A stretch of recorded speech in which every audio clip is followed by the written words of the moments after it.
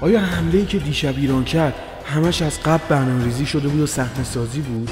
اصلا چی شد که حمله اتفاق افتاد؟ آیا اسرائیل به ایران حمله میکنه؟ حمله ایران به اسرائیل توسط یک فیلم از قبل پیشگویی شده بود. جنگ جهانی سوم تو راهه. از بامداد 26 فروردین حملات ایران با پهپادها و موشک‌های مختلف به سمت اسرائیل شروع شد. اول فکر می‌کردن ده‌ها موشک و پهپاد فقط قرار بیاد، ولی بعد از شلیک اونا متوجه شدن شاید بالای 200 تا حتی 500 تا پهپاد و موشک به سمت اسرائیل پرتاب شده.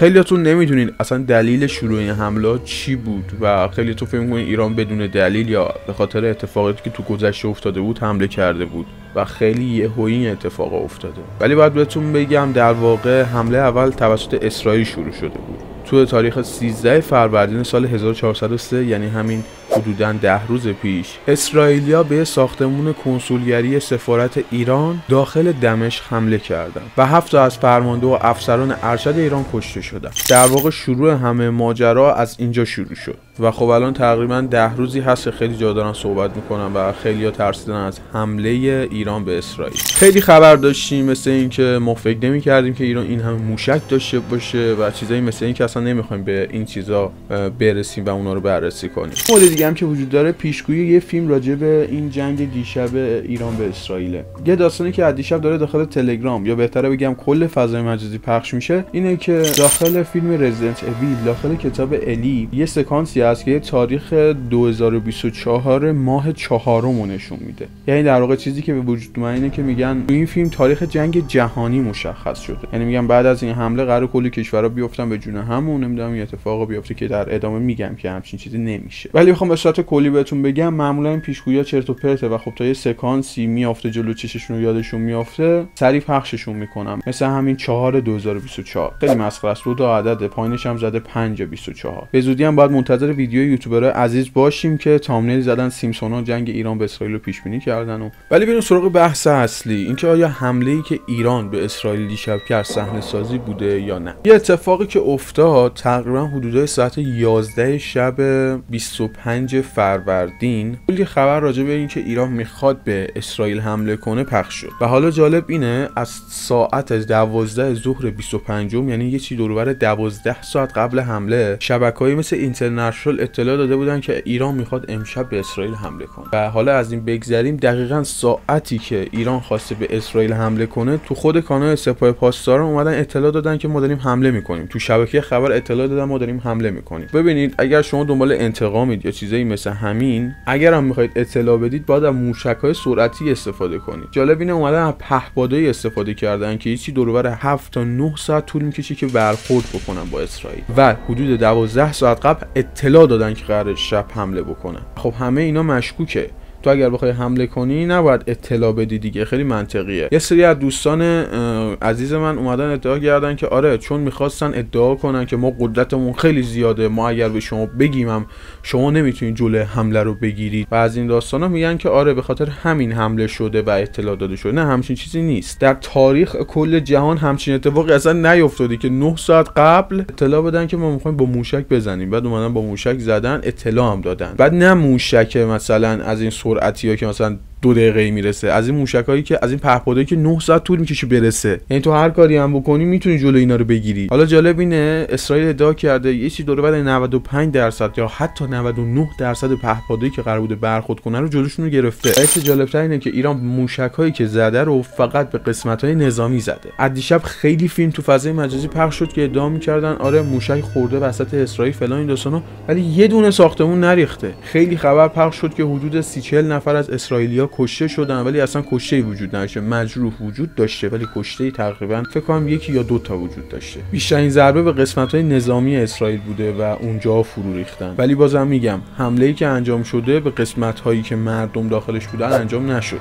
حالا اینجا 2 تا قسمت به وجود میاد. قسمتی که ما میگیم خب قبلش با هم هماهنگ کرده بودن که این اتفاق بیفته و قسمت بعدیش میشه اونجایی که خب با فکر این کارو انجام دادن. و چرا اینو میگم؟ چیزی که وجود داشت تقریبا 12 ساعت قبل یا حتی چند روز قبل که خب خب خیلی ادعا می‌کردن که قرار ایران به اسرائیل حمله کنه و داستان بر این بود که خب میگفتن ایران حمله نمیکنه چون جرأت این داستان نره تو جنگ نمیره از این ماجراها. ولی خب ایران میاد فکر میکنه و به نتیجه میرسه اسرائیل همین الان با غزه تو جنگه و خب اگر ایران اسرائیل رو بزنه اسرائیل باید تصمیم بگیره که خب باید چیکار بکنه، به خاطر اینکه خب نمیتونه با دو طرف همزمان بجنگه و خب اصلا منابع این کارو نداره. حتی اگر آمریکا هم بخواد ازش حمایت بکنه که نمیکنه، به نظر من فکر نمیکنم زودش بخواد به دو جا برسه، چون قطعا ایران هم کشورهایی داره برای حمایت از خودش. از نظر کلی بخوام بگم چیزهایی که وجود داره اینه که اگرم از قبل برنامه‌ریزی نشده باشه با فکر این اتفاق افتاده، یعنی میدونستن که اگر اسرائیل رو بزنن اسرائیل جوابشون رو نمیده و از اون ورم اسرائیل اول زده بوده و اگر ایران هم بزنه اسرائیل به احتمال زیاد حمله دوم نمیزنه. خب اگه بخوایم منطقی بهش فکر کنیم، اینکه موشک‌ها رو وقتی میزنن اطلاع میدن،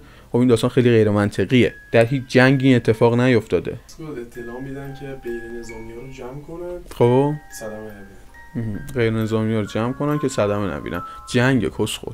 جنگ. ایران انسان دوسته. ایران انسان دوسته، یعنی هیچ کشوری در طول تاریخ انسان دوست نبوده، فقط ایران انسان دوست بوده. اصلا غیر منطق، واقعا همچین چیزی غیر منطقیه. در طول تاریخ همچین اتفاقی نیفتاده که 5 ساعت قبل بعد تو پهپاد بزنی، موشک نزدی که 2 دقیقه دیگه برسه، پهپاد زدی. پهپاد 5 ساعت طول میکشه از مرز ایران برسه اسرائیل. تو اگه میخوای آسیب بزنی، اصلا به قول تو مناطق نظامی رو میخوام بزنم، بیا اصلا منطقی بهش فکر کنیم، اصلا میخواد بزنه، درسته؟ خب اگر قرار باشه مناطق نظامی رو بزنه و مردمش رو ببره 5 ساعت وقت داره، کل کشور بلند میشن که جلو این داستان رو بگیرن. خب قاعدتا فقط به خاطر مردمش این کار نمیکنه، وای میسه جلو اون مناطق نظامی هم بگیره دیگه اگه قرار آسیب ببینه، درسته؟ خب یعنی چه اتفاقی میافته وقتی میخواد جلو مناطق نظامی بگیره؟ خب اصلا موشکو برخورد نمیکنه. کشورها دارای رادارن، یعنی کشورها میتونن این اطلاع داشته باشن که قرار این اتفاق بیافته، یعنی اگر یه موشکی به صورت غیر مجاز وارد مرزهای کشور بشه اطلاع دارن. اگر قرار باشه حمله اتفاق بیفته، به قول دوست عزیزمون جلوی این که به مردم عادی آسیب برسه رو بگیرن، هم موقع میتونن بگیرن. این داستان خیلی بود داره.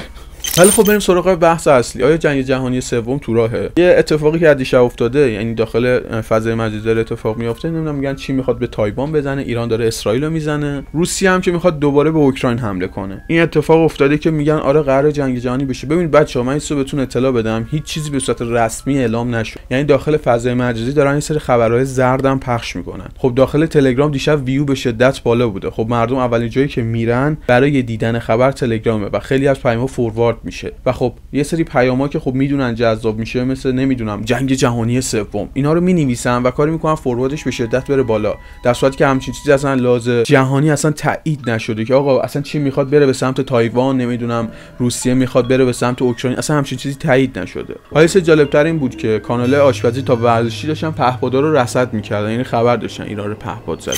یه چیز دیگه هم که وجود داره اینه که آیا اسرائیل به ایران حمله میکنه؟ به یک دلیلی که بهتون گفتم اینه که اسرائیل همین الان با غزه تو جنگ و جرئت نمیکنه که این کارو انجام بده، حتی اگر همه این چیزایی که تا الان دیدیم واقعی بوده. همین الان که فقط اسم جنگ اومده، دلار رفته بالا، ارزا ریخته پایین و خیلی‌ها بدبخت شدن. همین دیشب که ارزا ریخت پایین، خیلی ارزششون رو فروختن و این باعث شد که خب خیلی‌ها ضرر بکنن یا دلار رفت بالا. چیزایی مثل همین که آخرش این داستان فقط ضررش برای ما مردمه. از نظر من اسرائیل همچین کاریو نمیکنه و خب اگرم بخواد موشکی بزنه، نهایتش بخواد مناطق نظامی رو بزنه، یعنی هیچ وقت به شهرها و نقاط اصلی حمله نمیکنه. اگر همه چیزم واقعی باشه، خیلی از دوستان منتظرینن که ببینن اسرائیل به ایران حمله میکنه یا نه. شاید خبر بدن که دنبال جنگن، ولی خبر اینو نمیدن که کی میخوام موشک شلیک کنن، حتی اگر قرار بشه مناطق نظامی رو بزنن. این نظر منه و خب شاید نظر شما با این داستان فرق داشته باشه و خب اصلا جنگ بشه شما وای میسید یا فرار میکنید. حتما نظر خودتون داخل کامنت ها بگید، بنویسید، یه بحثی هم داخل کامنت ها با هم داشته باشیم. لایک و سابسکرایبتون نره دیگه، حرفی نمیمونه. فعلا